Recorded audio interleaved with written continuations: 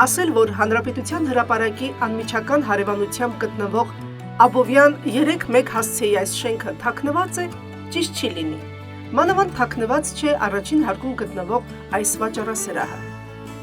Հետաքրքիր ցուցանակը, արտաքին ձևավորումն ու պատուհաններից հորդող լույսն ինքնին հրապուրիչ են և հրավիրում են ներս մտնել։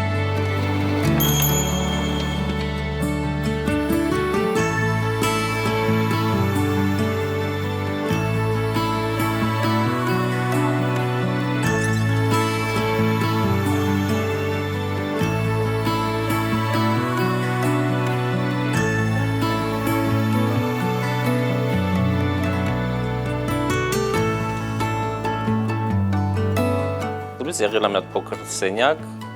սենյակից բիզնեսով սկսել աշխատելը կամաց մեծացել է։ Ու հիմա այս ինչ որ հիմա դուք ներկայապային տեսնում եք բազմաթիվ իրեր, առարկաներ, բազմաթիվ վարպետների աշխատանքներ, տարբեր ոճերի կատարումներ, ոճով չէ, ճիշտ կավ, կտոր, կարպետ, արծաթե զարդեր, տիկնիկներ, կտորներ։ Գևորգը վաճառող է, աղաքսակի արդեն 16-ամյա պատմության 14 տարվա վկան ու մասնակից է,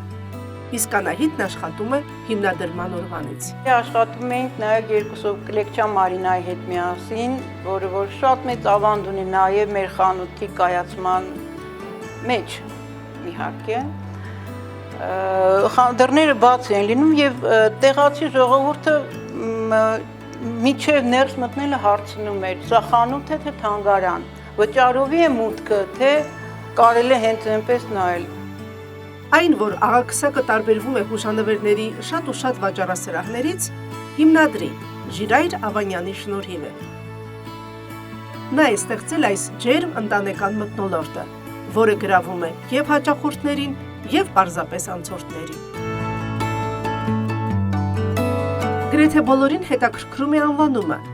Անահիտն էլ բացատրում է, որ աղաքսակը աղ պահելու տոպրակ է, քսակ, որի պատմությունը գալիս է դեռևս նախաքրիստոնեական ժամանակաշրջանից և մարմնավորում է Անահիտ Դիցուհու պաշտամունքը։ Հետո նա ներկայացնում է կանացիակերպ աղամանները,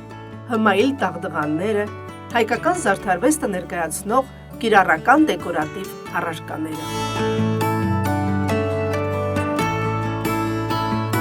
Երբ որ պատմում ես, թե ինչ նշանակություն ունի, սա ինչ է եղել ժամանակին և հիմա որպես ինչ կարելի է օգտագործել, տուրիստի համար դա հետաքրքիր է։ Երբ որ ինքը այստեղից ոչ միայն առարկան է տանում, այլ նաև պատմություն այդ առարկայը։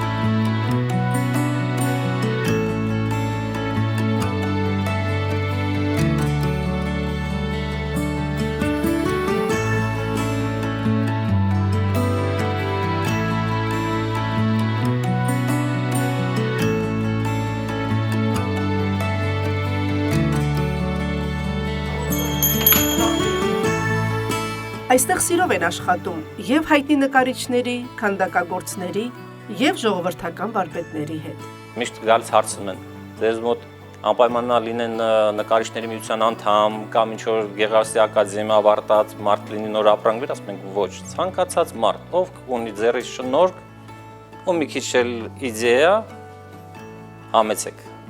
Աղաքսակի 3 սրահում ներկայացված է շուրջ 300 վարպետի աշխատանք։ Ազգային տարազից, ոճավորված հագուստից, գորգ ու կարպետից, պայուսակներից ու հացամաններից սկսած մինչև փայտի փորագրություն, տարբեր քանդակներ, զարդեր, տիկնիկներ, որոնց միավորում է հայկական շունչն ու դիմագիծը։ Ամեն մի երկրից եկող տուրիստը իրեն նախասիրություն ունի։ Օրինակ իտալացի տուրիստները ավելի շատ նախընտրում են գնել հենց Սուրբ Ծննդին նվիրված փայտյա իրեր։ Ռուսաստանից եկածները շատ սիրում են ափսեներ։ Ունենք այնտեղ շատ գեղեցիկ ափսե հայկական տառերով, թռչնագրերով, եւ երբ որ պատմությունը պատմում ես, ասում ես թե ինչ թռչնագրեր են, եւ ունենք նաեւ գրքեր, որոնք որ ցույց է տալիս թե ինչ էվոլյուցիա է ապրել գիրը, ինչպիսին է եղել, ինչպիսին է դարել, հետաքրքրում են եւ գնում են։ Տարատեսակ հուշանվերների կողքին այստեղ կարելի է գտնել նաեւ հայկական ավանդական անուշեղեն։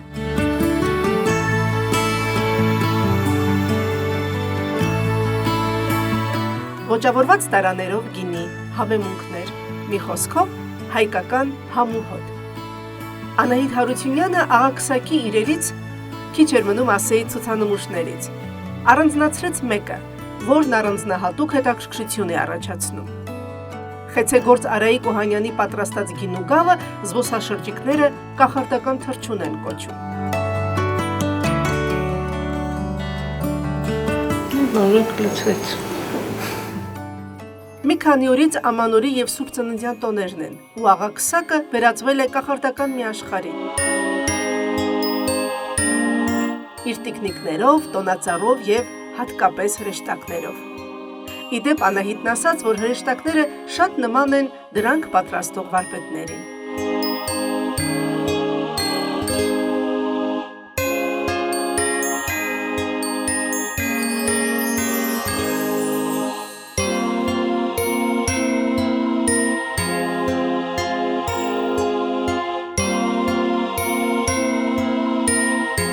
Տոնական մթնոլորտը չէր ամբողջանա առանց բարեմաղթանքների։